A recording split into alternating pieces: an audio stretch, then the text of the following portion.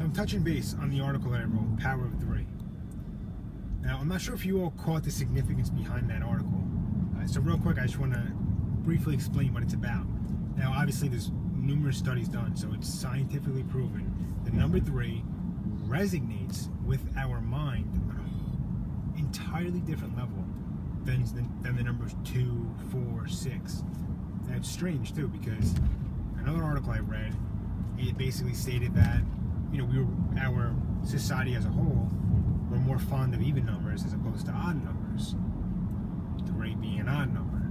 So there's 3 things that I want to discuss here, and I want to see and get your opinions on and hear your feedback from. So the first one is, regardless of your profession, regardless of the industry, would you consider yourself a salesman? Another thing I want to know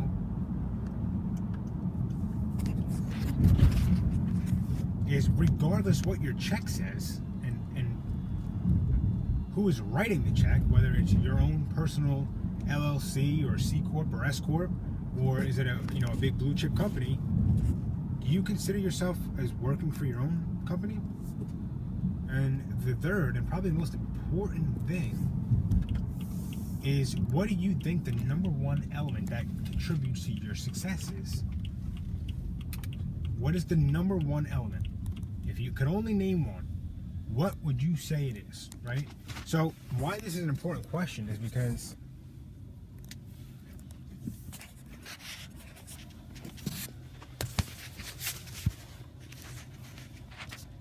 why this question is important is because the very simple fact that you need to understand what sales is, right?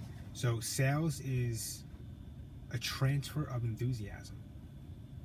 Whether you're selling a service, products, goods, relationships, bonds, anything, it's a transfer of enthusiasm from one person to another. That's when you know a sale is taking place.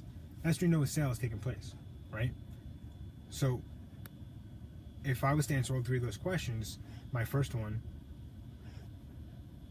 very simply being, yes, I am a salesman at heart, at work, every day and all day. Whether I'm in the gym, whether I'm at the office, I'm selling something. I'm selling a relationship, I'm selling a promise, I'm selling a lifestyle, an image, a vision, something. 2, yes, I am my own boss. I don't care who writes my check. I am my own boss. You treat the company like it's your own, and you have a certain sense of heartfelt for the company that wouldn't be there, and the passion wouldn't come across in meeting with clients or on the phone with clients or however you're doing your business. So very important to treat the company like it's your own. And the fourth and the last question, the way I would answer it, is very, very simple. I contribute my success to my continuous pursuit of knowledge. How many of you can say the same? It's Saturday, right? Are you wearing a blazer? Are you out? What are you doing right now? I know what I'm doing. I have, my typical bag with me, right? With my briefcase, my MacBook, and my little journal, and I'm going to study, and I'm going to educate, and I'm going to learn something new. And that's what's intriguing to me. And I love that. So that's the number 1 contribution to my success. Remember what I said, it's like the gym, right? So 75% of what you eat is going to determine what your body looks like. 75% of what you do outside of the workforce is going to determine, very simply, your results in the workplace. So I want to see some comments below. I know the article I wrote, the Power of 3, I've gotten a lot of personal emails about it.